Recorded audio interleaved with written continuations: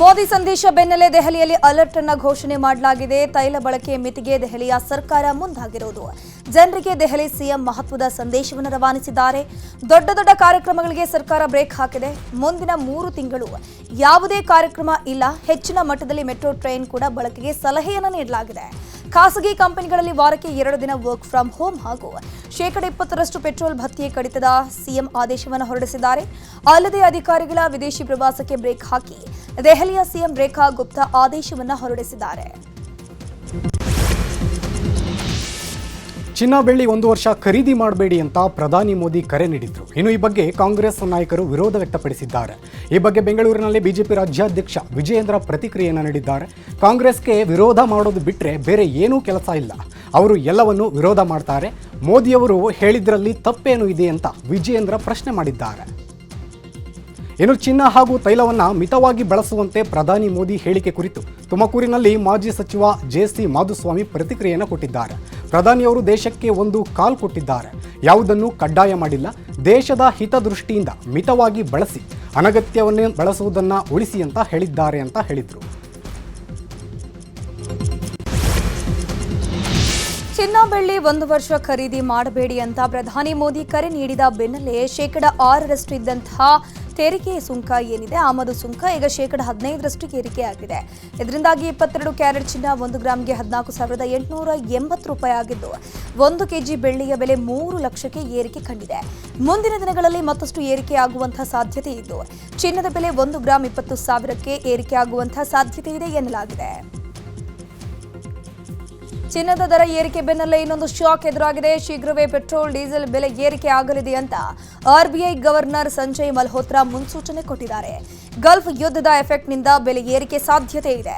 ಕಚ್ಚಾ ತೈಲದ ಬೆಲೆಯೂ ಈಗಾಗಲೇ ಏರಿಕೆಯಾಗಿದೆ.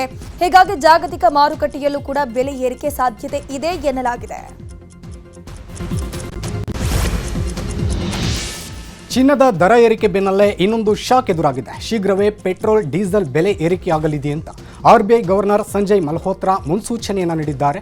ಗಲ್ಫ್ ಯುದ್ಧದ ಎಫೆಕ್ಟ್ನಿಂದ ಬೆಲೆ ಏರಿಕೆ ಸಾಧ್ಯತೆ ಇದೆ. ಕಚ್ಚಾ ತೈಲದ ಬೆಲೆಯೂ ಈಗಾಗಲೇ ಏರಿಕೆಯಾಗಿದೆ. ಹೀಗಾಗಿ ಜಾಗತಿಕ ಮಾರುಕಟ್ಟೆಯಲ್ಲೂ ಬೆಲೆ ಏರಿಕೆ ಸಾಧ್ಯತೆ ಇದೆ ಎನ್ನಲಾಗಿದೆ.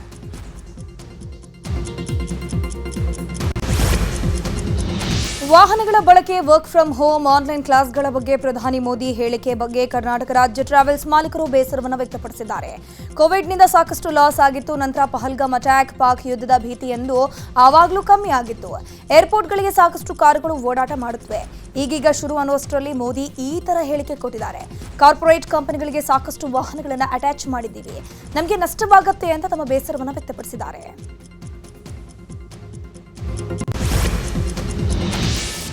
ಪೆಟ್ರೋಲ್ ಡೀಸೆಲ್ ನಿಯಮಿತವಾಗಿ ಬಳಕೆ ಮಾಡಿ ಎಂಬ ಪ್ರಧಾನಿ ಮನವಿ ವಿಚಾರವಾಗಿ ಮೈಸೂರಿನಲ್ಲಿ ಮಾತನಾಡಿದ ಸಿಎಂ ಸಿದ್ದರಾಮಯ್ಯ, ಬೇರೆ ಯಾವ ರಾಜ್ಯದಲ್ಲಿ ಏನು ಮಾಡ್ತಾರೆ ನೋಡೋಣ, ನಮ್ಮ ರಾಜ್ಯದಲ್ಲಿ ನಂತರ ತೀರ್ಮಾನ ಮಾಡ್ತೀವಿ ಅಂತ ಹೇಳಿದರು. ಮಾಡಿದ್ರು ಬೇರೆ ಸ್ಟೇಟ್ಗಳಲ್ಲಿ ಇದೆಯಾ ಅಂತ ನೋಡೋಣ. ಕರ್ನಾಟಕದಲ್ಲಿ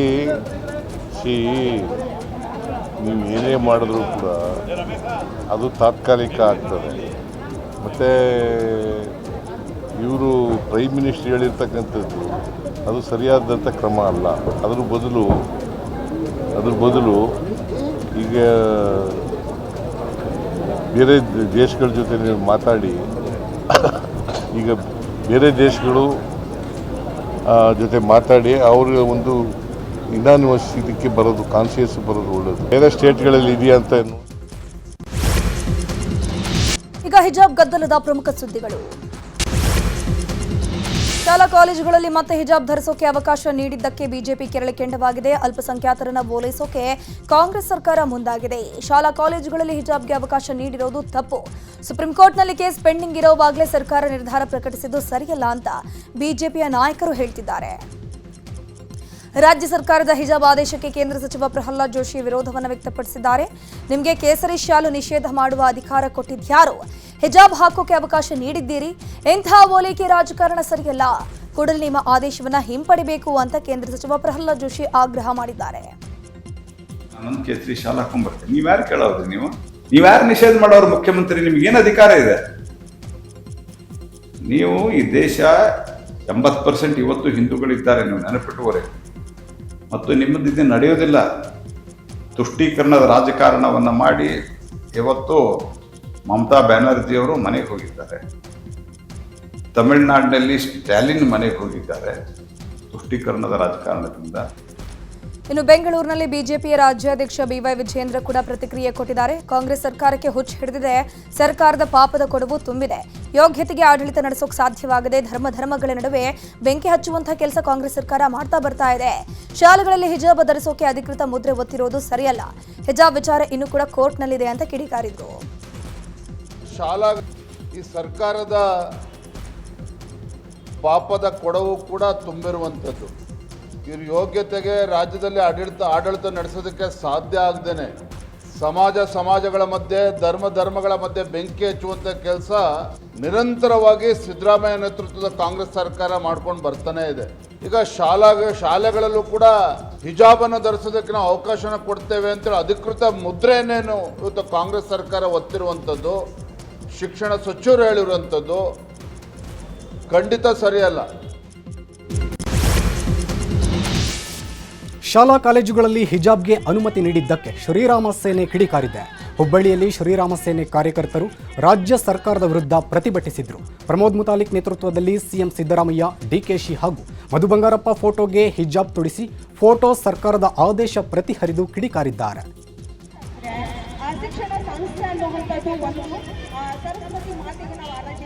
ಸೊ ನೀವು ಸುಪ್ರೀಂ ಕೋರ್ಟ್ಗೆ ಹೋಗಿದಾರ ಆ 5 ಮುಸ್ಲಿಂ ವಿದ್ಯಾರ್ಥಿನಿಯರು, ಇನ್ನೂ ಜಡ್ಜ್ಮೆಂಟ್ ಆಗಿಲ್ಲ. ಅಷ್ಟೊಳಗಡೆನೆ ನೀವು ಇವತ್ತು ಅಧಿಸೂಚನೆ ಹೊರಡಿಸ್ತೀರಿ ಹಾಕೋಬಹುದು ಅಂತಂದ್ರೆ ಕಂಟೆಂಪ್ಟ್ ಆಫ್ ಕೋರ್ಟ್, ಕಾನೂನಿನ ಉಲ್ಲಂಘನೆ. ಸೊ ನೀವು ಸರ್ಕಾರದವರು, ಶಿಕ್ಷಣ ಮಂತ್ರಿ ಕಾನೂನಿನ ಉಲ್ಲಂಘನೆ ಮಾಡೋದಾದ್ರೆ ಸಾಮಾನ್ಯ ಜನರ ಕಥೆ ಏನು? ಸೊ ಇದರ ವಿರುದ್ಧ ಕಾನೂನಾತ್ಮಕ ಹೋರಾಟವನ್ನು ಕೂಡ ಮಾಡ್ತೀವಿ. ಇದಲ್ಲದೆ ಇದನ್ನ ಇಡೀ ರಾಜ್ಯಾದ್ಯಂತ ನಾವು ವಿರೋಧವನ್ನು ಮಾಡ್ತಾ ಇದ್ದೀವಿ. ಹಿಜಾಬ್ ಶಾಲಾ ಕಾಲೇಜುಗಳಲ್ಲಿ ಹಿಜಾಬ್ ಧರಿಸಲು ಅನುಮತಿ ನೀಡಿದ್ದಕ್ಕೆ ಉಡುಪಿ ಚಿಕ್ಕಮಗಳೂರು ಸಂಸದ ಕೋಟಾ ಶ್ರೀನಿವಾಸ ಪೂಜಾರಿ ಪ್ರತಿಕ್ರಿಯೆಯನ್ನು ನೀಡಿದ್ದಾರೆ. ಹಿಜಾಬ್ಗೆ ಅವಕಾಶ ನೀಡಿ ಸಮಾಜ ಮತ್ತು ಶೈಕ್ಷಣಿಕ ಕ್ಷೇತ್ರದಲ್ಲಿ ಗೊಂದಲ ಉಂಟಾಗಿದೆ. ರಾಜ್ಯ ಸರ್ಕಾರ ಕೋರ್ಟ್ ಆದೇಶ ಮೀರಿ ವರ್ತಿಸಿದೆ ಅಂತ ಸಂಸದರು ಕಿಡಿಕಾರಿದ್ದಾರೆ. ರಾಜ್ಯದ ಹೈಕೋರ್ಟಿನ ಆದೇಶವನ್ನು ವಿರೋಧಿಸಿ ಒಂದೆರಡು ಜನ ಸುಪ್ರೀಂ ಕೋರ್ಟ್ ಹೋಗಿದ್ದಾರೆ. ಸುಪ್ರೀಂ ಕೋರ್ಟು ಕರ್ನಾಟಕದ ನ್ಯಾಯಾಲಯ ಕೊಟ್ಟಿರುವಂಥ ಆದೇಶಕ್ಕೆ ತಡೆಯಾಜ್ಞೆ ಕೊಟ್ಟಿರಲಿಲ್ಲ ಮತ್ತು ಅಲ್ಲಿ ಸುಪ್ರೀಂ ಕೋರ್ಟಿನ ತೀರ್ಪುಗಳು ಕೂಡ ಏನು ಹೊರಬಂದಿಲ್ಲ. ಹಾಗಾಗಿ ರಾಜ್ಯದ ಉಚ್ಚ ನ್ಯಾಯಾಲಯ ಏನು ಆದೇಶವನ್ನು ಕೊಟ್ಟಿತ್ತೆ ಅದು ಇವತ್ತು ಅನುಷ್ಠಾನದಲ್ಲಿದೆ. ರಾಜ್ಯದ ಉಚ್ಚ ನ್ಯಾಯಾಲಯ ಕೊಟ್ಟಿರುವಂಥ ಆದೇಶದ ಅನುಷ್ಠಾನ ಇದ್ದು ಸುಪ್ರೀಂ ಕೋರ್ಟಿನ ತಡೆಯಾಜ್ಞೆ ಇಲ್ಲದಿರುವಂಥ ಪ್ರಕರಣದಲ್ಲಿ ಒಂದು ಇಲಾಖೆ ಸುತ್ತೋಲೆ ಹೊಡಿಸ್ತದೆ ಅಂತ ಹೇಳಿದರೆ ನನ್ನ ದೃಷ್ಟಿಯಲ್ಲಿ ಇದು ಯಾವ ಘಟನೆಗಳು ಕೂಡ ಇಲ್ಲಿವರೆಗೆ ಇಂಥದ್ದು ನಡೆದಿಲ್ಲ. ರಾಜ್ಯದಲ್ಲಿ ಹಿಜಾಬ್ಗೆ ಅವಕಾಶ ಕೊಟ್ಟ ವಿಚಾರದ ಕುರಿತು ಆರೋಗ್ಯ ಸಚಿವ ದಿನೇಶ್ ಗುಂಡೂರಾವ್ ಪ್ರತಿಕ್ರಿಯಿಸಿದ್ದಾರೆ. ಬಿಜೆಪಿ ಅಲ್ಪಸಂಖ್ಯಾತರನ್ನ ಕಡೆಗಣನೆ ಮಾಡ್ತಾ ಇದೆ, ನಾವು ಯಾವುದೇ ಒಂದು ಸಮುದಾಯದ ಪರವಾಗಿಲ್ಲ ಅಂತಂದಿದ್ದಾರೆ. ಬಿಜೆಪಿ ಅವರಿಗೆ ಕೆಲಸ ಇಲ್ಲ, ಅವರಿಗೆ ನಿಜವಾದಂಥ ವಿದ್ಯಾರ್ಥಿಗಳ ಬಗ್ಗೆ ಅನುಕಂಪ ಇಲ್ಲ, ಅವ್ರಿಗೆ ಒಳ್ಳೆಯ ವಾತಾವರಣದಲ್ಲಿ ಓದಬೇಕು ಅಂತ ಅವ್ರಿಗೆ ಇಷ್ಟ ಇಲ್ಲ, ಅವರಲ್ಲಿ ತೊಂದರೆ ಕೊಡಬೇಕು, ಅವ್ರಿಗೆ ಹಿಂಸೆ ಮಾಡಬೇಕು, ಅವ್ರಿಗೆ ಖಿನ್ನತೆ ಬರುವಂಥ ವ್ಯವಸ್ಥೆ ಬರಬೇಕು ಅಂತ ಆಸಕ್ತಿ ಇದ್ದರೆ ಅವ್ರು ಇದೆಲ್ಲ ಹೇಳಲಿ. ಒಬ್ಬರು ಜನವಾರ ತೆಗಿಬೇಕು ಅಂತ ಹೇಳಿದ್ರೆ ಅದು ಖಿನ್ನತೆ ಆಗಲ್ವಾ ಆ ವಿದ್ಯಾರ್ಥಿಗೆ?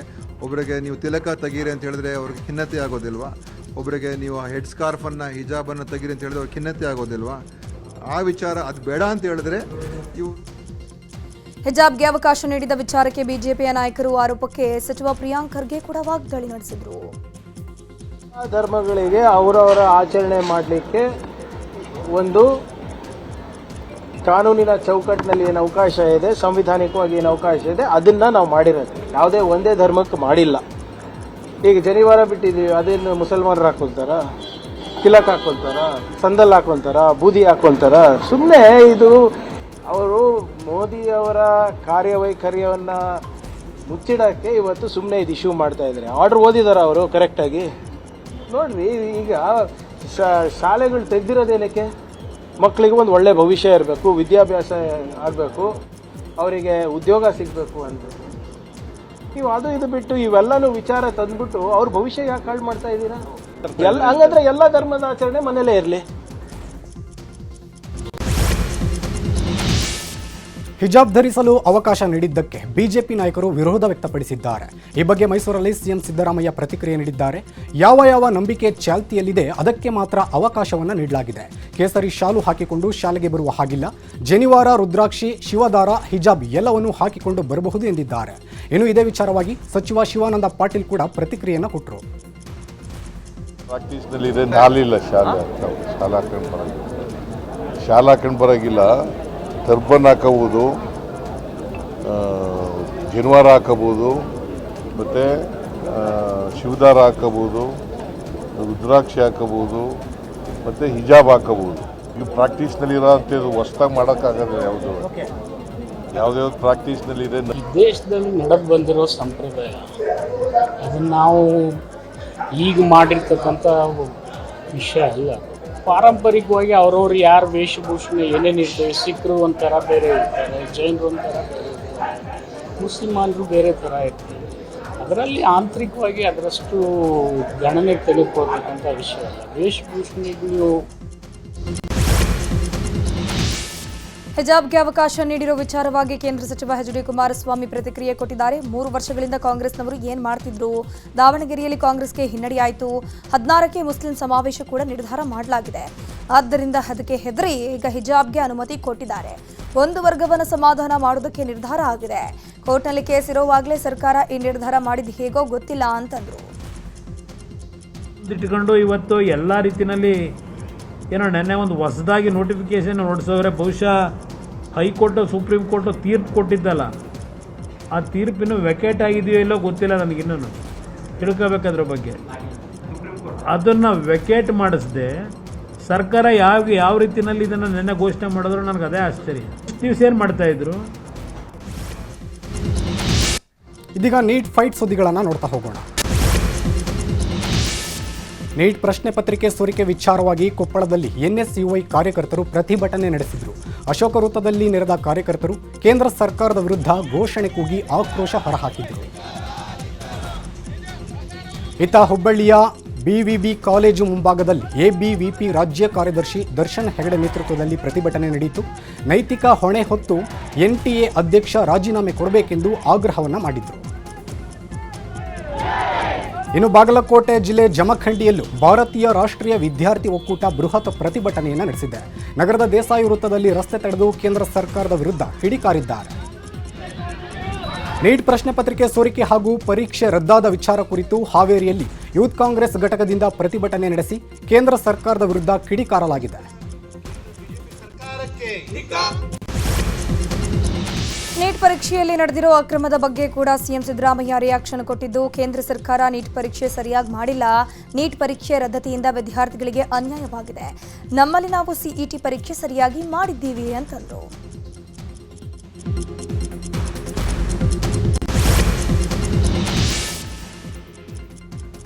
ಕೇರಳದ ಮಂಜೇಶ್ವರದ ಡಿಎಫ್ ಶಾಸಕ ಅಶ್ರಫ್ ಅವರು ಬೆಂಗಳೂರಿನಲ್ಲಿ ಸಿಎಂ ಸಿದ್ದರಾಮಯ್ಯ ಅವರನ್ನು ಭೇಟಿ ಮಾಡಿ ಕೃತಜ್ಞತೆ ಸಲ್ಲಿಸಿದ್ದಾರೆ. ಸಚಿವ ಜಮೀರ್ ಅಹ್ಮದ್ ಖಾನ್ ಸಹ ಉಪಸ್ಥಿತರಿದ್ದರು. ಡಿಸಿಎಂ ಡಿಕೆ ಶಿವಕುಮಾರ್ ವಿರುದ್ಧ ಕೇಂದ್ರ ಸಚಿವ ಎಚ್.ಡಿ. ಕುಮಾರಸ್ವಾಮಿ ಕಿಡಿಕಾರಿದ್ದಾರೆ. ಬೆಂಗಳೂರಲ್ಲಿ ಮಾತನಾಡಿರುವಂತಹ ಅವರು, ಡಿಕೆಶಿ ಅವರ ಧಮಕಿ ನಮ್ಮ ಹತ್ರ ನಡೆಯಲ್ಲ.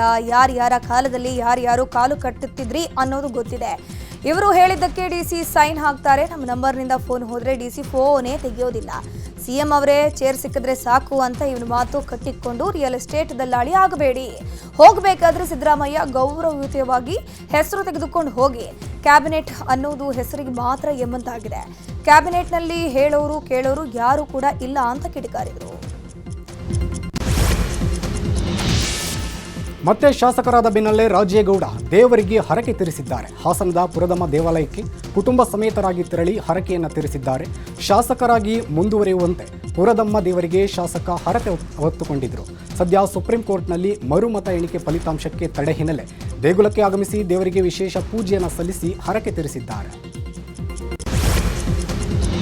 ಬಾಗಲಕೋಟೆ ದಾವಣಗೆರೆಯಲ್ಲಿ ಗೆಲುವು ಸಾಧಿಸಿದ ಶಾಸಕರು ಇಂದು ಪ್ರಮಾಣ ವಚನ ಸ್ವೀಕಾರ ಮಾಡಿದರು. ವಿಧಾನಸಭೆಯಲ್ಲಿ ನಡೆದ ಕಾರ್ಯಕ್ರಮದಲ್ಲಿ ಸ್ಪೀಕರ್ ಯುಟಿ ಖಾದರ್ ಪ್ರಮಾಣ ವಚನವನ್ನು ಬೋಧಿಸಿದರು.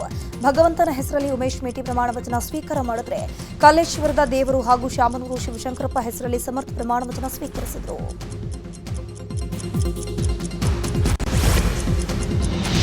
ಇದೀಗ ರೈನ್ ಎಕ್ಸ್‌ಪ್ರೆಸ್ ಸುದ್ದಿಗಳನ್ನು ನೋಡ್ತಾ ಹೋಗೋಣ. ಯಾದಗಿರಿಯಲ್ಲಿ ಮಳೆ ಅಬ್ಬರ ಜೋರಾಗಿದೆ. ಬಿರುಗಾಳಿ ಸಮೇತ ಸುರಿದ ಮಳೆಗೆ ಜಿಲ್ಲೆಯಲ್ಲಿ ಸಾಲು ಸಾಲು ಅವಾಂತರ ಸೃಷ್ಟಿಯಾಗಿದೆ. ಯಾದಗಿರಿ ನಗರ, ಶಹಾಪುರ, ಸುರಪುರ ಸೇರಿ ಹಲವೆಡೆ ಮಳೆ ತಂಪೆರೆದಿದ್ದಾನೆ. ಆದರೆ ಕೆಲ ಗ್ರಾಮಗಳಲ್ಲಿ ಮನೆ ಮೇಲ್ಛಾವಣಿಯ ಟಿನ್ ಸೇರಿದಂತೆ ಗಿಡ ಮರಗಳು, ವಿದ್ಯುತ್ ಕಂಬಗಳು ನೆಲಕ್ಕುರುಳಿ ಭಾರೀ ಹಾನಿಯಾಗಿದೆ.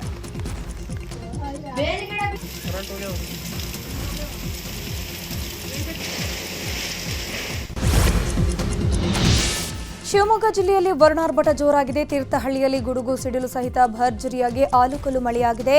ಕುರುವಳ್ಳಿ ಬಳಿ ಆಲದ ಮರವೊಂದು ಮನೆಯ ಮೇಲೆ ಬಿದ್ದು ಅಪಾರ ಹಾನಿಯಾಗಿದೆ.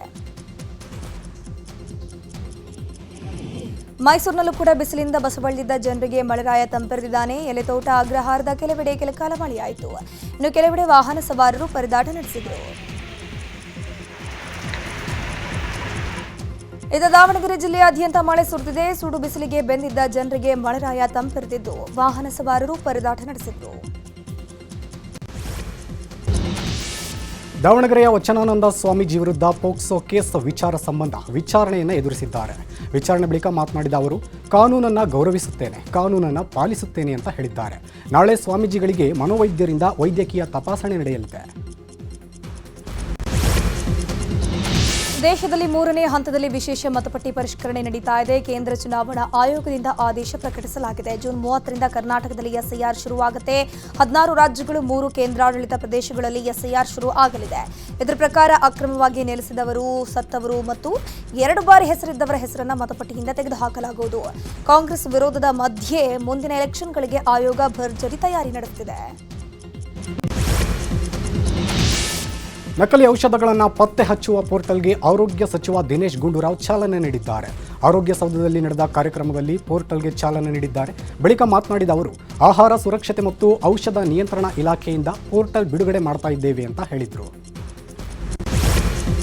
ರೇಣುಕಾಸ್ವಾಮಿ ಹತ್ಯೆ ಪ್ರಕರಣ ಸಂಬಂಧ ಜಾಮೀನು ಕೋರಿ ಸುಪ್ರೀಂ ಕೋರ್ಟ್ಗೆ ದರ್ಶನ್ ಮೇಲ್ಮನವಿ ಸಲ್ಲಿಸಿದ್ದಾರೆ. ಸೆಷನ್ಸ್ ಕೋರ್ಟ್ನಲ್ಲಿ ವಿಚಾರಣೆ ವಿಳಂಬ ಅಂತ ಸುಪ್ರೀಂ ಮೊರೆ ಹೋಗಿದ್ದು ನಾಳೆ ಜಾಮೀನು ಭವಿಷ್ಯ ನಿರ್ಧಾರ ಆಗಲಿದೆ. ಬೆಳಗಾವಿಯಲ್ಲಿ ಶಿವಂ ಅಸೋಸಿಯೇಟ್ ಮಾಲೀಕನ ಕಚೇರಿ ಮೇಲೆ ದಾಳಿ ನಡೆದಿದೆ. ಬೆಳಗಾವಿ ಉಪವಿಭಾಗಾಧಿಕಾರಿ ಶ್ರಮಣ ನಾಯಕ್ ಹಾಗೂ ಸಹಕಾರ ಇಲಾಖೆಯ ಅಧಿಕಾರಿಗಳಿಂದ ದಾಳಿ ನಡೆದಿದೆ. ದೇಶದ ಪ್ರಮುಖ ಸುದ್ದಿಗಳು. ಕೇರಳ ಸಿಎಂ ಆಗಿ ವಿಡಿ ಸತೀಸನ್ ಆಯ್ಕೆ ಮಾಡಿ ಹೈಕಮಾಂಡ್ ಆದೇಶವನ್ನು ಹೊರಡಿಸಿದ್ದಾರೆ. ದೆಹಲಿಯಲ್ಲಿ ಈ ಬಗ್ಗೆ ಸುದ್ದಿಗೋಷ್ಠಿ ನಡೆಸಿದ ಎಐಸಿಸಿ ಪ್ರಧಾನ ಕಾರ್ಯದರ್ಶಿ ದೀಪದಾಸ್ ಮಂಜಿ ಸತೀಸನ್ ಹೆಸರನ್ನು ಘೋಷಣೆ ಮಾಡಿದರು.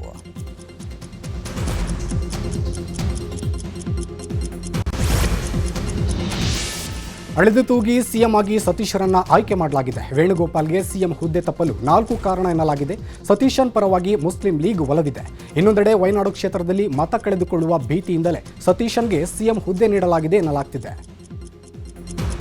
ಇನ್ನು ಸತೀಶನ್ ಹೆಸರು ಘೋಷಣೆಯಾದ ಬಳಿಕ ಮಾತನಾಡಿದ ಕೆಸಿವಿ, ಹೈಕಮಾಂಡ್ ನಮ್ಮ ಜೊತೆ ಚರ್ಚಿಸಿಯೇ ನಿರ್ಧಾರ ಕೈಗೊಂಡಿದೆ. ರಾಹುಲ್ ಗಾಂಧಿ, ಪ್ರಿಯಾಂಕಾ ಗಾಂಧಿ ನನ್ನ ಜೊತೆ ಚರ್ಚೆ ನಡೆಸಿದ್ರು.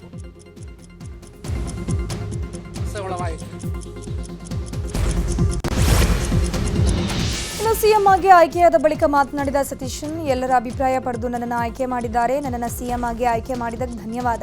ನನಗೆ ದೊಡ್ಡ ಹೊಣೆಗಾರಿಕೆ ನೀಡಲಾಗಿದೆ. ನಮ್ಮ ಮುಂದೆ ಅನೇಕ ಸವಾಲುಗಳಿವೆ. ನಾವೇ ಅನೇಕ ಸಮಸ್ಯೆಗಳನ್ನು ಕೇರಳದ ಜನರ ಮುಂದಿಟ್ಟಿದ್ವಿ. ಎಲ್ಲರಿಗೂ ಧನ್ಯವಾದ ಅಂತ ಸತೀಶನ್ ಹೇಳಿದರು.